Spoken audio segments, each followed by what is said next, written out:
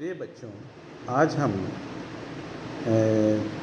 सूक्ष्म जीव के स्वतः जनन के सिद्धांत, जर्म थ्योरी और कोच पॉस्टुलेट्स के बारे में अध्ययन करेंगे। स्वतः जनन सिद्धांत अरस्तु ने दिया और इन्होंने माना कि सजीवों की उत्पत्ति अजैविक पदार्थ से हुई, जिसे हम स्वतः जनन या अजीव जनन एबायोजेनेसिस भी कहते हैं।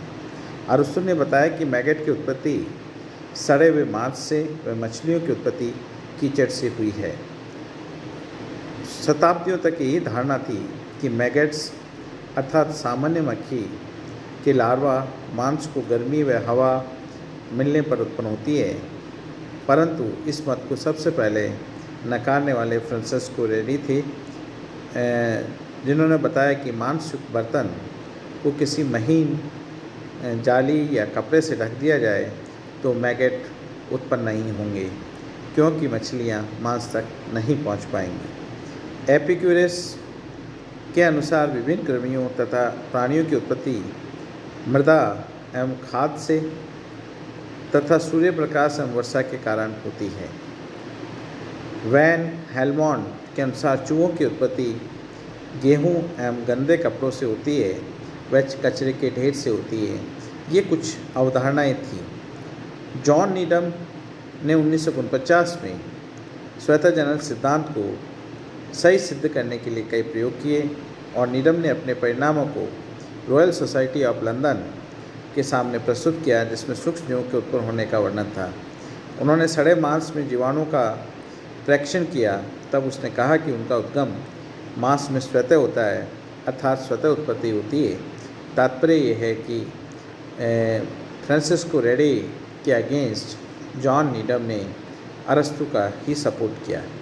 स्प्लेंजानी ने मांस को 1 घंटे उबालकर बर्तन को सील कर दिया तथा पाया कि उबले और सील किए हुए मांस में जीवाणु नहीं उत्पन्न होते हैं, अतः स्वतः जनन के मत को उन्होंने नकारा।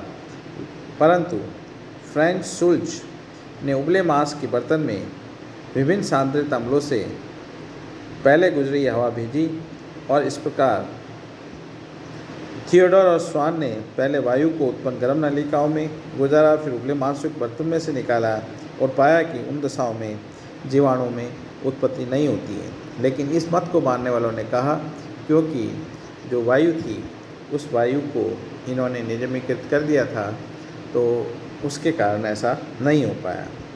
रेडी का एक्सपेरिमेंटल प्रयोग,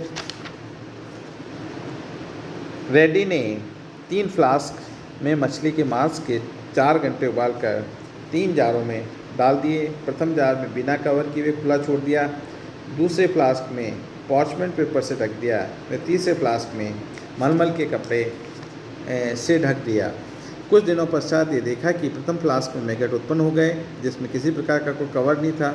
दूसरे व तीसरे जार में मैगट उत्पन्न नहीं हुए, जिससे ये पता लगा कि प्रथम फ्लास्क खुला रहने से मक्खियाँ आसानी से प्रवेश हो गई और अंडे दिए जो मछली के मांस पर, उनमें मैगट उत्पन्न हुए। दूसरे और तीसरे फ्लास्क में मक्खियाँ मांस की सतह तक नहीं पहुंच पाई थी, इसलिए वहाँ पे किसी प्रकार का कोई मैगट उत्पन्न नहीं हुआ।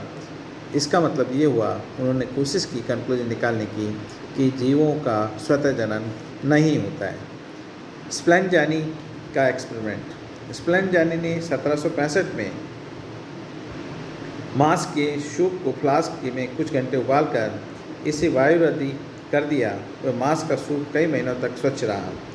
इसके बाद फ्लास्क को सील को तोड़ा और पाया कि इसमें जीवन में कोई भी अंश उपस्थित नहीं था। स्प्लेंजानी के इस प्रयोग को कई वैज्ञानिकों ने आलोचना की।